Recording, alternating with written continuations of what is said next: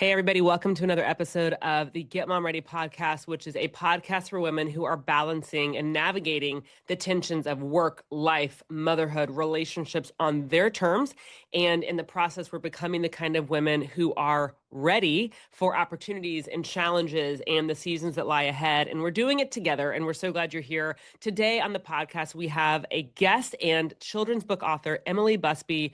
Her book, Mommy's Not an Octopus, is, as she beautifully says, a love letter to mom, but also a way to build empathy and understanding for our kids that mommy and any caretaker of that matter is not, in fact, an octopus. And so we loved our conversation with her today. It was one of those conversations that just really felt like it was in the pocket. Does that make sense? Just like, this is it. These are the conversations that matter so much here at Get Mom Ready. So we are so happy for you to be tuning in wherever you are listening or watching. And remember to please subscribe, like, share with your friends. We're so excited for you to listen to this episode of Get Mom Ready with children's book author Emily Busby. Are we going to do a little catch up first? What have you been loving and reading and needing? Oh, yeah. Okay. Finished reading. Have we already talked about Yesteryear? Wait, No. you're the second person I know who has talked about that book. Is that the one that's a little bit satirical to a certain very popular influencer who lives on a farm? Yes. Yes. Okay. Emily, have you read it? Or have you heard about it? No, well, I didn't catch the name of it. What was it? Oh, Yesteryear. I'm writing it down right now. I need a new book. What was it like? Give us the tea.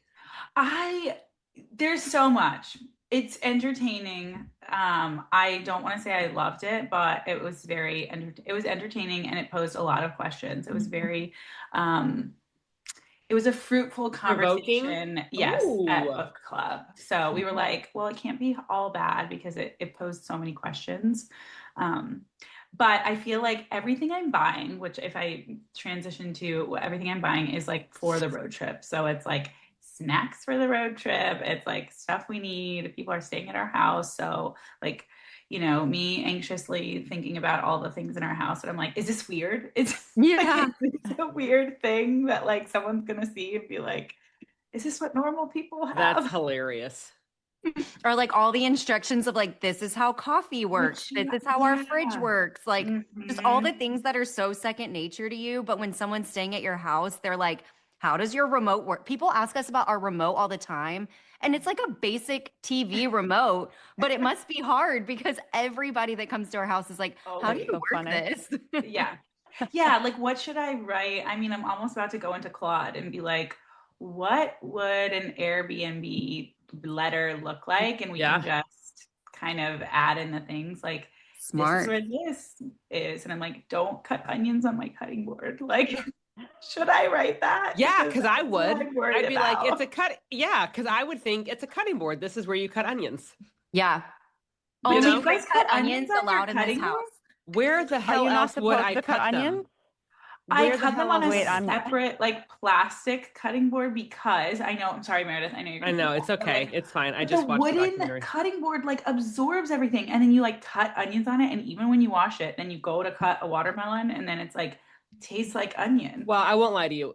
My sister just bought, I'll find the link from her. She just bought 3 wood cutting boards. One is specifically for vegetables, the other one specifically for fruit, the other one specifically for meat. And I use them all for everything. And I just hydrogen peroxide my wooden cutting boards, let them disinfect and let it sit. Then there's like a little bit of a process, but I do feel you. When there's an allium that has been freshly cut and then you go to cut fruit, you're like, I didn't want garlic tasting watermelon or, whatever. So I feel you. But you would have to tell someone like me, because I'd be like, we cut onions on a cutting board. Yeah. Yeah. Okay. That's all I'm saying. Yes. Add that just detail. Hide the cutting board. Yeah, that's fine. Like, go with God, everybody. Just tear your food and have fun. Who knows? I have like a new anxiety now about cutting all my foods, guys. I've never thought about this before. You're fine. If it hasn't affected you to this point. Yeah, it's fine. It really is fine. Okay, let me intro us real quick and then we can keep having a little catch up. Hi, everybody. Welcome to the Get Mom Ready podcast, which is, in case you were curious, a podcast for women who are navigating the tensions of work and life and motherhood. And we're doing that on our terms. And in the process, becoming the kind of women who are ready for opportunities and challenges and seasons ahead. We are so glad you're here. Today we have a very special guest with us, Emily Busby. Am I saying your last name correctly? Yep. Great. I'm so glad. So Anna, will you take us away a little bit there, and then we can come back to the catch up if we so would like. Yeah, well, really, I would love, Emily, for you to just kind of introduce yourself, tell us about your journey into motherhood, and what that's been like for you, and any and all details that you want to share. We would just love to hear a little bit about your story. Absolutely. Thank you so much for having me. This is awesome. All right. So, oh my goodness, introduction of myself. I know. I guess some of the important things to talk about that kind of shaped my motherhood journey so far kind of started. I was an athlete all my life through college, dual sport athlete, and a Division II very small Catholic school up in Vermont. I think that shaped a lot of my motherhood struggles, honestly, as I kind of look back and reflect on my postpartum anxiety and depression that I went through with both my girls. But mainly that kind of drove my entire identity throughout life up until motherhood. So that's a huge part of it. But yeah, so I went to college, played 2 sports, studied psychology, went into the world of finance, not knowing anything. Thought it was cool for a little bit. Spent 7 years in Boston, and then got pregnant with my first girl. And then everything shifted, as it does for many people. Yeah. Did not want to run around like a crazy. Didn't like that grind anymore. So I ended up getting really lucky finding a remote job in professional services. So I'm fully remote, which is great. Welcomed a second girl throughout that journey as well. So my girls are almost 5 and almost 2. And I'm trying to think what else is. I mean, this book thing, which we'll talk about a little bit, is was never scribed, right? This was never part of my journey at all. It kind of just fell in the lap over a very casual experience at home. My husband had the idea, and we were like, you know what, let's actually do this. Maybe it was a margarita speaking at the time, maybe not, I don't know, but we did it. Here we are. So that was exactly. But it was never really something I planned to do. So I think that just kind of echoes motherhood, though. You honestly, like, you can say, I'm not going to bribe my kid, I'm not going to do this, I'm going to do this. And honestly, your kid gets here and you do completely different things. So I feel like it just kind of echoes overall motherhood for me in this journey of life. I'm trying to think if I've missed anything, or if I even answered your question. Well, I'm curious it would have been helpful for me to mention that you're an author, and I apologize. Hi, everyone. We have author No, you're Emily fine. Busby on with us. I would love to hear, when you were kind of conceptualizing your book, what was, if you recall, I'm going to ask it this way, but answer it however you want. What was the problem you were trying to solve? What was kind of the itch in your spirit that you were like, oh, I want to write about this? Yeah, no, that's a great question. So let me start with a moment, because I remember exactly the conversation. So it was Memorial Day. We had friends over. We were doing a barbecue. I was in the kitchen trying to get some stuff ready. Kids were just blocking orders at us left and right. I want a snack. I want you to play. I need this, right? My husband came in from grilling, and he was like, guys, like, mommy has 2 hands. Give her a second. She's not an octopus. And then he literally stopped, looked at me, laughed, and he's like, that would be a great children's book. And I'm like, okay. And again, move on from life. And then later that night, I was laying in bed. And I'm like, you know what?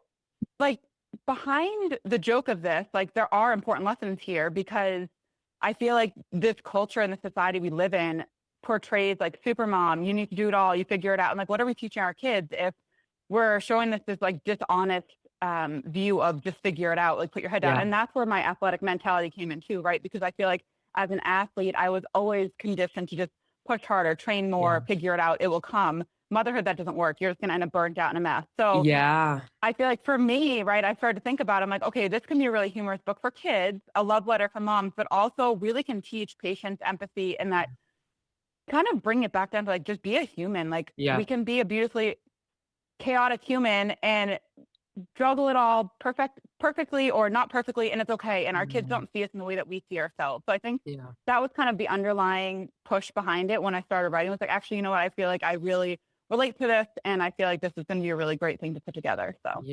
that's so powerful. I'm so curious, like, how the athletic mind in you is responding to the book writing process. So is there a little bit of negotiating of like, I know you want to have a say here, but we're doing something new. We're literally and figuratively writing a new way of doing things.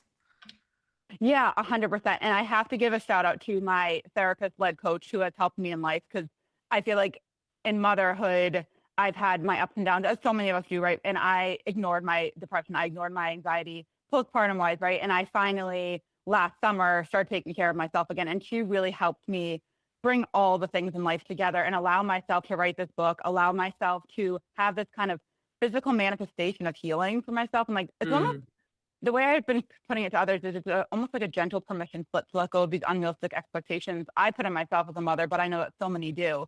So I think for me, like, it's been really hard to uncondition my brain to just figuring it out. I don't know what I'm doing self-publishing wise, right? I literally, Google has been my best friend. I don't know if I'm doing it in the right order. I've had people reach out to be like, hey, can you help me local? I'm like, I don't know if you want to take my advice, but I can try. Like, I'll tell you what I did. I don't know if it's going to work for you. And, but yeah, it's been a battle of patience and learning to trust the process, which again, from one lens, you'd think as an athlete, I would have that nailed down, like trust the process, train hard. But at the same time, it is one of the hardest things to let go of that control and just kind of hope for the best. And in the journey.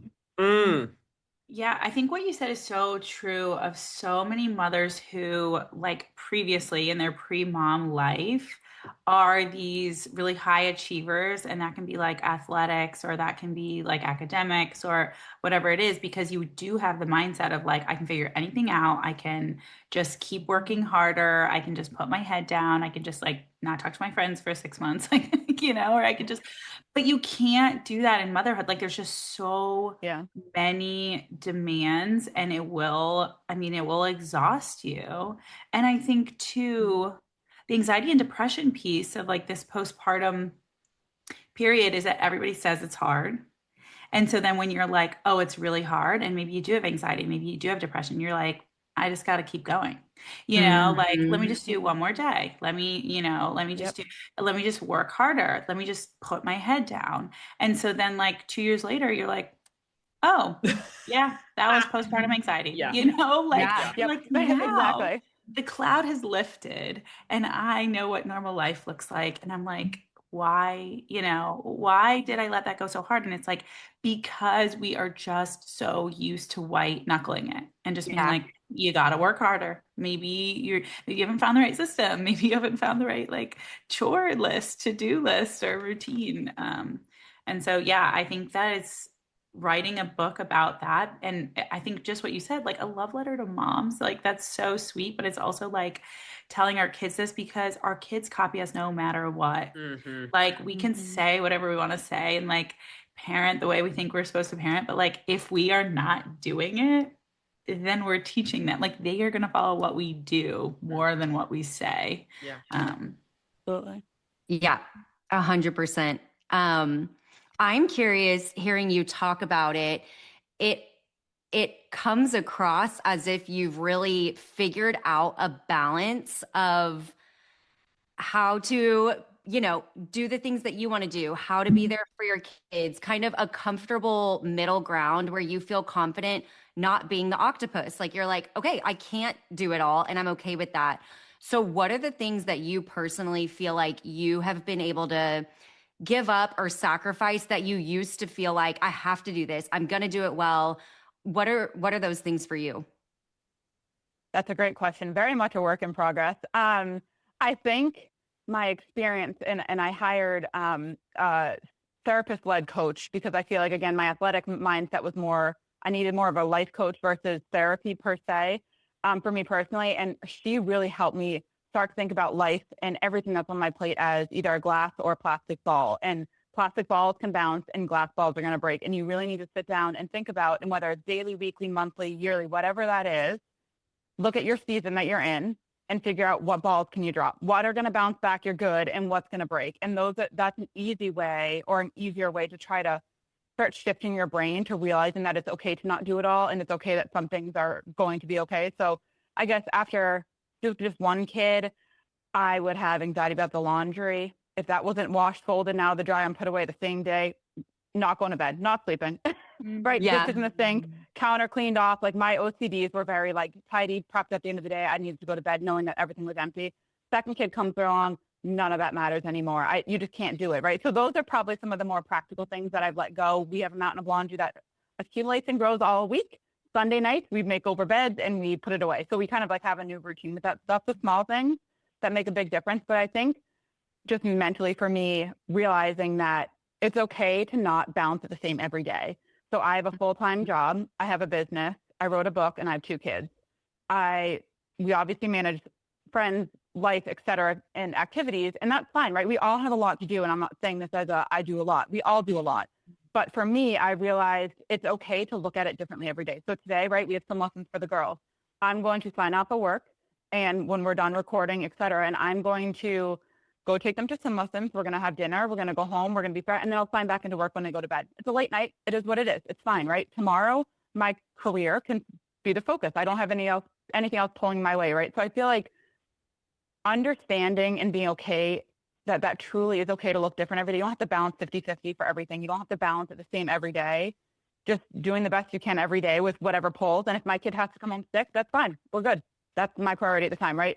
And it took me almost 2 years to mentally be okay with it not looking the same, very regimented. But, again, that sport, that mindset of it has to be this way, it has to be that way on this time. Yeah, we don't need that anymore. So I think that's the biggest shift for me. Do you have, I feel like your therapist coach is brilliant. That's a brilliant word or a mental image or word picture. That's the word I'm looking for, because I feel like the way I've talked about it with clients is the age-old idea of urgent versus important. But I'm like, well, that's the way to say it. This plastic ball versus glass ball, that's it. Yeah. So hello, that was brilliant. Thank your therapist coach for us. But I'm also curious, did you find that as you started to implement these new ways of being little bits at a time, that the systems were understanding enough to hold those shifts? Because I'm also mindful of it sounds like whoever you report to in your job is cool, I trust you, it's getting done. And I also can imagine that there are women listening in a similar situation, and it's maybe work isn't as understanding, or there is a tighter pull of oh my gosh, this is something is a glass ball that you wish was a plastic ball, but it actually, does that make sense? What would you say? How would you help someone tease out that tension? Yeah, that's really hard. And I don't know if this is even valid. I feel like my situation, my environment has set me up to be this way, right? To your point, my boss is phenomenal. She's got kids. Almost our entire organization of probably about 50, I'm trying to think of the numbers, there's probably about 30 of them are all moms of different stages. So again, they get it. It's very, I'm set up in a different environment, right? Whereas when I worked in finance, pre-kids, different story. My boss was a middle-aged white male who had an au pair and multiple houses and didn't understand why I couldn't go to work today or show up on camera or be in the office because I had to breastfeed my baby because she was sick. Very different vibes. So I feel like that's definitely a huge part of it. If you don't have either a manager that you trust or in an environment that you feel will understand that, I cannot imagine how hard that is. And I'm very grateful for that situation. But I think the biggest thing is just communication. And I feel like that goes across relationships, that goes with your parents, that goes with anyone that's helping you, caregivers, schools. So everything, it's all about communication from the onset. So if you have an open line of communication with your boss or whoever it may be, at the end of the day, we're all humans. We're all just ants, especially if you're in corporate America, right? We're replaceable tomorrow, frankly. And when you start to realize that and you start to kind of respect that, right? Because it's a line of respect, but respect it. And you prove that you're able to get your work done on your own time. And if you don't have a heavy deliverable or deadline, then at the end of the day, prove them wrong, right? That's what I always tell myself. Give them, you should give them a reason to not trust you. Or not actually, but the reverse, right? Work your butt off so that you have to prove why they're wrong if they try to tell you one way or the other. So I feel like that's a big piece of it. And then I think the other piece too is just and this goes across so much of motherhood too, we could probably talk for hours on it. It's just the curated social media world of motherhood. We all have this, and I think it goes for work, right? If you're in a career, we all have this highlight reel that you see, and you assume that no one else is doing anything besides their 9 to 5, and that's it. And you don't know what your boss is doing. You don't know what, your senior exec doing. Who's probably golfing a round of 18 because she's got no, you don't know what people are doing behind the scenes. So I think it's just reminding yourself that if you're putting in the effort that you should and what you should, your responsibilities, just be okay with it yourself. Make it about you, not about other people. And if you're staying true and honest to yourself through everything, then who cares about the noise, right? Yeah. That's good. If I'm guilty, right? If I feel bad about signing off early, then okay, what was I doing during the day that makes me feel guilty about that? Or did I work my tail off for 4 hours straight and I'm taking a little break because I want to take care of my kids and then I'll come back to what I need. I guess it's just more of an inner reflection, I think, for me of why am I feeling this way? Because clearly I did something to make it happen. It's so interesting hearing you talk. I did not grow up an athlete. I wish I did, but I'm like, God, that's the discipline of an athlete. Like, listen to that ownership, because that to me is a level of healthy responsibility. Because I've heard both. I've heard you reflect like you cannot keep pushing through in motherhood. And I'm also hearing that like own what you need to own, keep your side of the street clean, if you will, like take responsibility for your stuff, and know that when you have, you can leave it on the field for a little bit, so to speak, and then come back to it. Like, I just think that there's such a beautiful gift that like your perspective truly as a professional athlete has lent you in, well, all areas of your life, it sounds like. Congrats. Well, and I think there's a couple of things that you're saying too, is like the confidence of knowing that I did what I needed to do. I even excelled at what I was, responsible for. And then the honesty of like, check in with myself. Like, am I feeling guilty? Like, if I'm feeling guilty, why? Why am I feeling guilty? And that just takes a lot of authenticity and a lot of honesty of really, reflecting, but then also having the confidence of like, I did work hard and I'm ready to sign off. I saw something the other day. This was like on Instagram, but it was about working motherhood. And it was like, don't say what you have to, you don't always have to say like what you have to do, but just like, oh, I can't make that meeting. I have a conflict. Yeah. Like, you don't have to be like, oh, my sick kid, because it's like, for some reason, which is, I feel like if a dad is like, oh, my sick kid, they're like, oh, okay, go take care of it. Literally. You're so amazing. And then it's like, my husband's like, oh yeah, I'll stay home. Right. I'm like, okay, great. Thank you. But like, also that's annoying. But you know what I mean? Like, so and it's hard because it's like my urge would be like, I want to have more workplaces like your workplace, Emily, that are like, we respect that you are a full person and you can like ebb and flow. Like, you can work really hard in the morning and then you can go take your kids to swim lessons and you can sign back on at night. And that's, that's fine. But I think sometimes too, it gets devalued when you're like, oh, I have to do these things. And so just having that confidence of like, oh yeah, I can't do that. Like, no is a full sentence. Right. It's really hard. It's a lot easier said than done. And I think the other thing too is, I'll just leave it at that. No, you can say it. I was just agreeing with you. I wasn't trying to cut you off. No. You're good. I honestly lost my train of thought, so we're good. Well, I'm curious how this book has landed with your girls. I mean, specifically the 5-year-old. I would imagine that she's, hip to it, maybe more than the 2-year-old at present, or like nieces and nephews or kids' friends. Like, I'm so curious, kind of like the fruits you're seeing, if you will. Yeah. And I mean, let's start with this. I obviously am biased for myself, and it's in this house everywhere. You literally, like, the walls down here in my workshop, it's just like line books. So it's in our world. So I'm biased. Yeah. I also, like, I feel like the people I hear from in my inner circles are also biased. So let me just phrase it that way. You're right? so kind. Oh my God. At our house, it's a constant, like, either joke about it or somehow it comes up. My 5-year-old has it almost memorized. So it's really cute because she'll start reading it to my younger daughter. Mix some words or be like, Mom, what's the word there? And it's really cute. So that's been really fun. It's been a great, honestly, communication tool for us, because I feel like so much of motherhood is mentoring. Oh my goodness, here we go. Is managing our mental load, right? And that like sense of overwhelm that can happen so quickly, and no one knows what's going to set you off, especially like my husband's like probably walking on eggshells a lot of times. So to be able to communicate with my kids on that level, like, I'm having an octopus moment, or whatever that is for your family, however you use that term, right? And this concept of, I'm feeling overwhelmed, I need a helping hand. Instead of looking like I need 8 hands, I need you to help me. So that's been really, really helpful for my 5-year-old specifically. My 2-year-old just runs around, rips the pages out, and yells octopus. So you're like, I've got more copies of the workshop. Cool. Thanks. Exactly. Yeah. Exactly. But everyone, please keep going to buy copies, because I've got to fund the pages that have been ripped out. Literally. No, actually, a funny note on that, and actually, I guess not funny, but cool. What I can do now is, so I obviously self-funded this first print run, and I had to opt for it due to finances, because it's obviously crazy to do anything in the U.S. right now, or anywhere, I should say. So offshored it, and the first print run of 1,000 copies actually came with a defect, and the printing, like the color of it, was kind of messed up. So this was where my athletic mental mindset had to come into play, because I was so furious and like ready to burn some bridges. So But anyways, I have 1,000 copies here sitting here that are perfectly like functional copies. They just have a slight coloring misprint on some pages. So I've been able to donate them to library, school. So in your network, by the way, if people are listening, if there's anywhere that I can be donating books to, please let me know, because I'm literally sitting looking at 700 that, again, perfectly great copies. I just can't sell them because they have like imperfections. So anyways, that's a plug for that, and why my daughter can rip the pages, because I do have extra imperfect That's copies. hilarious. And what a pivot. That is the definition of a pivot if I've ever heard one.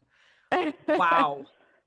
Oh, I love that you created language for even if I mean it's I know that there is a way deeper and broader ripple effect of your words, but even if you just created cool language for your house, what a gift to your family. You know, and what a gift to your daughters to see what a boundaried mom looks like, who is present and loves them and cannot be all things to all people and do 8,000 things at once. We just simply cannot. Mommy's having an octopus moment is a brilliant line. I mean, it's just so good. Yeah. It's and I much feel like more it's taken me a while to get there too. Yeah. Sorry, I'm talking over you. No, you're good. I was just going to say, it's so much more fun than, can you see my hands are full? Like, it's like that comes across. I get so sassy when I say that. I'm just like frustrated. But if it's like, I'm having an octopus moment, it's almost like you're able to like call for empathy. It's like, this is my call for you to like step in and help mommy instead of being like, I can't right now. You know, it engages the right brain. Yeah. So I think that's and at their level, right? They're so young, they can't comprehend half the things we say anyway. It's like, if I say I'm overwhelmed, she's gonna look at me like I have 10 heads. What does overwhelmed mean, mom? Like, I don't get overwhelmed. That's right. So I feel like it just brings it down to their level, but it also, I feel like it just simplifies in such a, I don't want to say childish, I don't think that's the right word, but it just simplifies this whole concept of the mental load and all that we're juggling as a mother. And it's super generic as far as motherhood, because one of the things that I really struggle, I'm a mom's mom. I don't care what you're doing. If you have a full-time career, if you're a stay-at-home mom, if you're stay-at-home mom without your kids at home because you send them to school, or if you're homeschooling, I don't care. I am a mom's mom. And this book, I wanted to make sure was very, I'm pointing to next to me. Sorry. If you're looking at but if anyone is like, I don't want anyone to read it and be like, oh, like this is written for a working mom, or, oh, this is written for, because that doesn't matter. Like, motherhood is a trip for everyone. Yeah. I feel like we all need tools to help ourselves in our own home, regardless of like the situation, right? So for me, I don't know. I just feel like it's such a cool tool. I also put together some like activities. Sorry, I'm very Italian in the way I talk too. This is bad. I love it. Are you kidding? I love the gesticulative on my arms. No, don't you dare. You talk with those arms right in our face, please and thank you. My mom will be very proud of me. But no, I put together some activities too that are downloadable on my website for people. And there's, simple things like coloring an octopus, but also for the older kiddos, like, hey, what are the 8 things that your mom does the most that you notice? And how can I, like, what are some of those 8 things? Like, is there something that you can help take off her plate? And then there's a whole thing about writing a love letter to mom. And then there's another one about like kind of family communication and how can you use this as a tool, and like, what is a code word or code phrase, like, mommy's having an octopus moment that you can implement in your house that everyone gets, whether it's mom, dad, grandma, grandpa, siblings, whoever it is, right? But what is that one thing that you can say that everyone has some level of comprehension of, okay, I need to either step back or read quietly in the corner, I need to just give mom a second, or I need to go pick up a toy, or whatever it may be, right? Just kind of giving you tools to actively kind of change how you're communicating at home too. Oh, I just got teary. I'm not going to lie. I'm like, we all get a code word. I just think it's so beautiful. It's just so beautiful, honestly. It is, because I hear all the time people talking about how important shared language is at work. Yeah. And it's true. It is so true. But it's just as, if not more important at home. And yet I don't hear a lot about that. I don't hear a lot about what are our code words for XYZ, or how do I consistently communicate this problem or this feeling. And then it's all dependent on our emotions, right? It's like whatever emotion I'm in is what comes out, instead of like, if your family has a shared language, then anytime someone says blah, blah, blah, you know exactly what they need or what they want to communicate. And that is so helpful. Like, I've just never thought about translating that into the family, but it's that's good. More important when you're raising children. It's like, that's the most important. So that is amazing.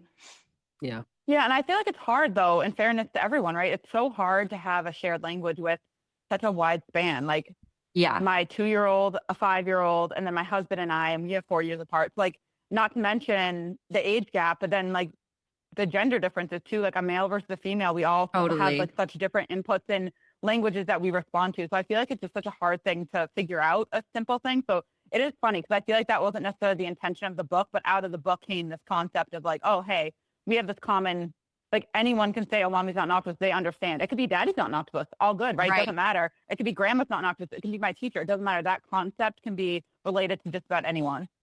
Yeah. Gosh. Pretty cool. Do you feel like you are flexing that psych degree? You're like, this girl worked hard for this. Cause I'm like, this level of knowledge, I'm like, my God, would I like the amount of knowledge she has to write a children's book and to take these concepts and to bring them down to create shared language in a home to make such an impact in households with kids, like that is no small feat. I'm not trying to blow sunshine. I'm like, oh my God, this is brilliant.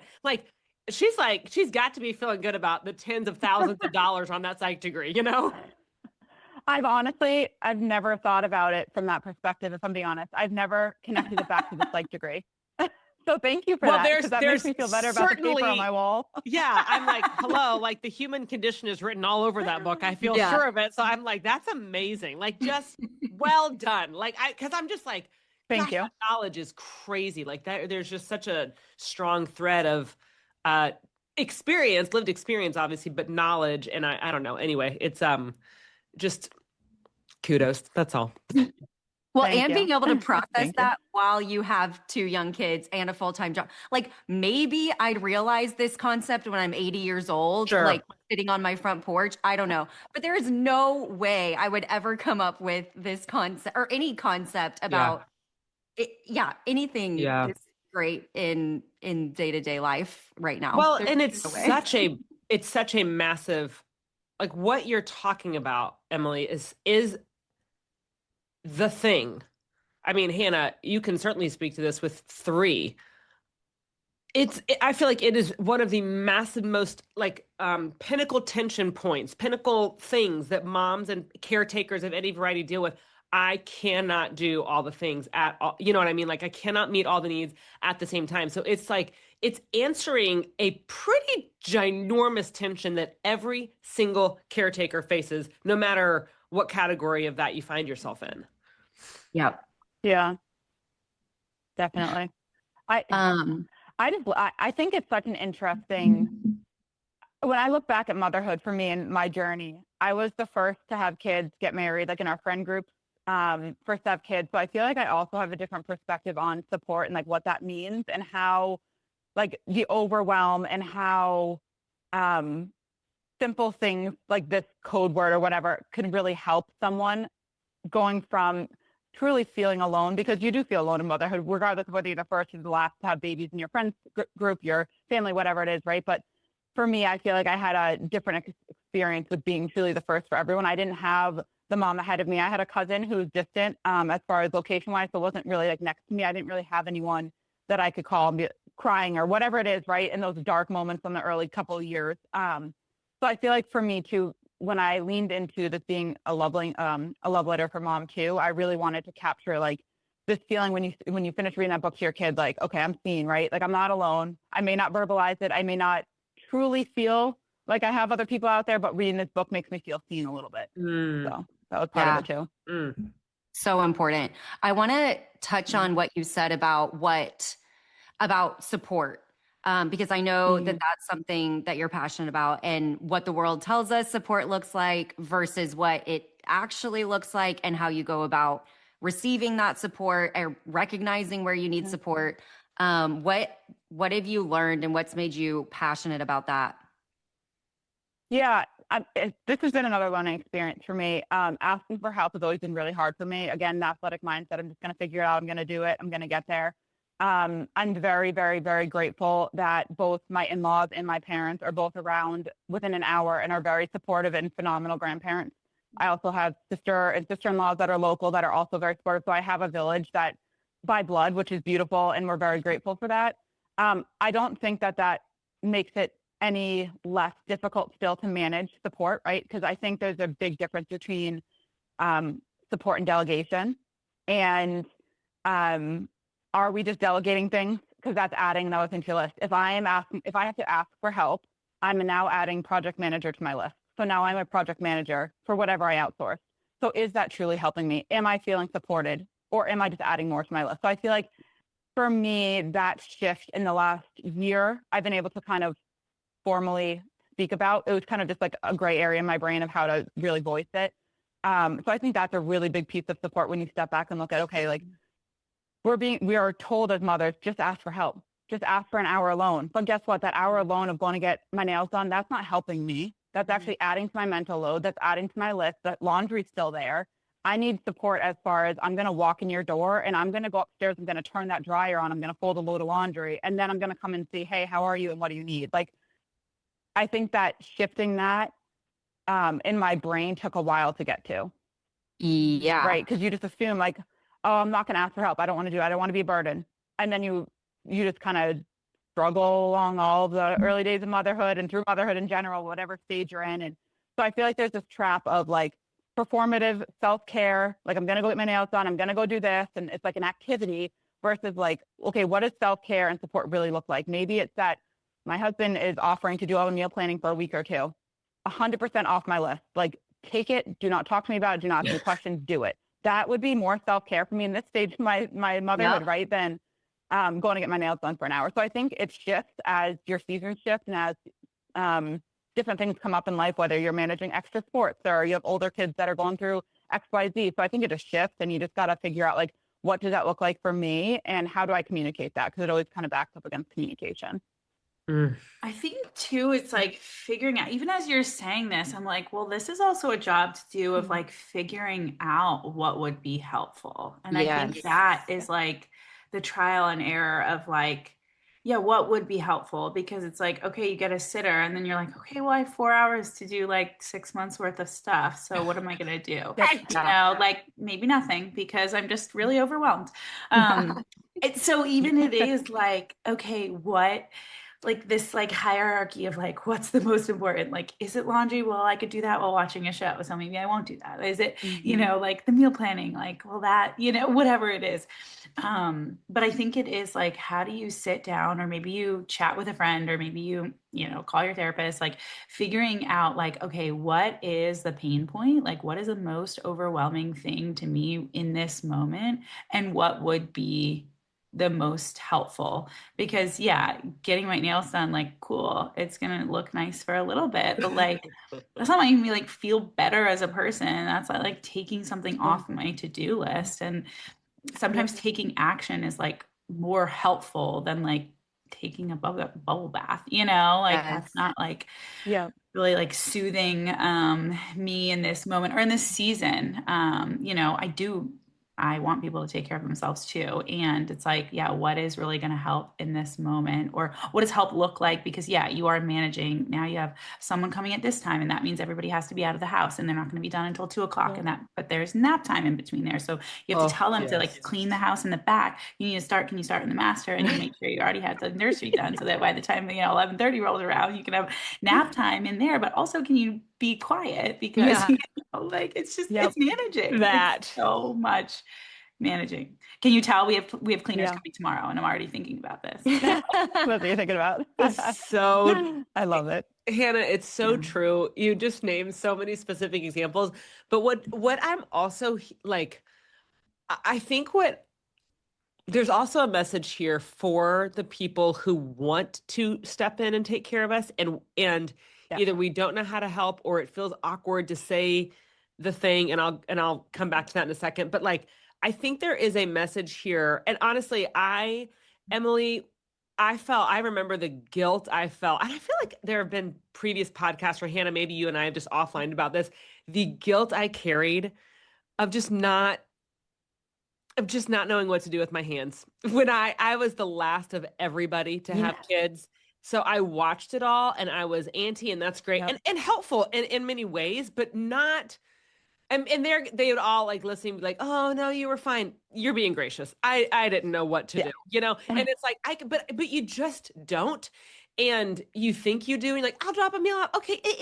But the truth about, especially early postpartum, I felt like and my doula said this, but she's like, you just don't know how you're going to feel. And what I wish is that somebody would have said, hey, you stay in the back with the baby. You don't have to say hi to me. I'm going to come in for 30 Yeah. minutes and do your dishes, and then I'm going to leave. Will you just leave? All you have to do is leave a key under the mat or leave your door unlocked. And around this time, if it works for you, if not, give me another time. And this is what I'm going to do. Does that sound cool? And I would have been like, oh my God, thank you. Because, or, hey, everyone's dropping off dinners. So grateful for it. I bet you could use breakfast. I'm just going to drop it off. You don't need to say hi to me. Always breakfast. Again, Yeah. you Yeah. don't need to say hi to me. And it's not that I don't want to see people, but it is such a tender time. And you're like, I'm not here. I don't want to entertain. I don't want to add that to my list. So it's interesting too to think about it from like, how can there be something here that is caught by our well-meaning caregivers? Yeah. Yeah, Well, 100%. Oh, I'm having so many flashbacks now. You're talking like of my first child. I'm like, oh my gosh, remember like everybody was coming over and we're just like, we were the first, like you, Emily, like to have kids. And so like people would stay for so long. I'm like, I gotta go pump. Like, Yeah. and they're just I staying. literally have to change my diaper. Yeah. Literally. The baby, but let me go Still change on my the Literally. couch, being like, what happened in the birthing room? Oh my Like, God. Yeah. Oh I my gotta goodness. go. It's Yeah. hard. It's Which hard was to my navigate. third. It is I'm like, hard. come over, let's hang for hours. Yeah. Like, I want Right. to hang It out. I does want to talk change. to It does people. totally Give me a change. margarita. Yeah. Like, I don't Yeah. And care. that's what's so hard. And that's why I feel like people have a hard time helping is Yes. because you don't know what people want. And the mom half the time is like, I can't even figure it out because I'm in the middle of, especially as a first time mom, learning how to do all these things, barely walking. Like, And your I don't, boobs are about to explode. and you're by the way. always like, yeah, half clothed. up. And you're just like, I don't know. But I like wanted people to come over and I wanted them to hold Emmy and I wanted to do the things because I was so tired of not being able to be physically active. And I was like, I have to do things. Like, can Yeah. you please hold her so I can do the dishes? Move And so Yeah. it's like, if Oh my someone came God. over and asked to do my dishes, I'd be like, God, no, hold her. Like, I Yeah. am with her all the time. Like, I Oh want my to go do God. that. So it's Meanwhile, just like, you don't know. You don't know don't what know. people want. And And- you would yeah. never get, like, I'm not as social, I feel like, as you, Meredith. And so it's like people might assume the opposite. They 100%. might assume, oh, Anna wants to be left alone. And I was like, please come give me company. I'm so lonely. I don't know what I'm doing. Like, I need someone here that I love, like, to take care of me, you know? Totally. So And that's I the guess thing. It's The hard. question I have, and this is just in life, like, why is it so hard for us to communicate that? Like, I think about my Agreed. first time postpartum Why? experience, right, and then my second, and they're completely different. Everyone's saying that, but like, why is it so hard for us as women I know. and as new, like, a fresh motherhood, regardless of first kid, second kid, third kid, you name it? Why is it so hard to communicate what know. we want? I To don't hurt know. people's I wish I had an feelings. answer. 'Cause I think it's the Yeah, fear fair. of hurting people's feelings and the thought that if someone's asking me for help, I should allow them to help in a way that they want to help so they can feel good. And it's Yeah. like, yeah, that's know. crazy. I mean, as it's coming out of my mouth, I'm like, it's crazy, but you don't want to like seem ungrateful. And maybe this is just some personalities, Yeah. but I know that's like very my personality that I don't want to seem ungrateful if somebody's like saying that they want to help. Like, I'm like, sure, do it that way. Or I don't want to ask for help because I don't want to seem incompetent. Like, I don't want to be like, Yeah. can you wash my dish? Because like, I know how to wash dishes. Okay. I Like, know.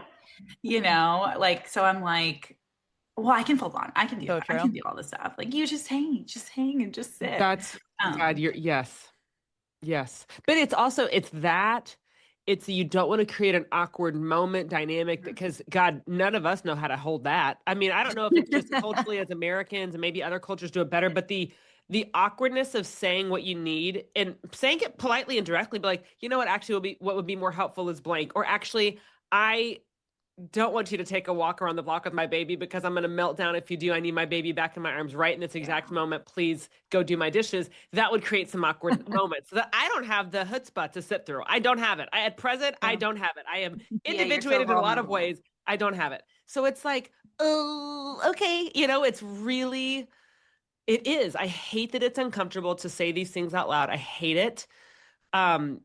It's not helpful to anybody. And yet here we are.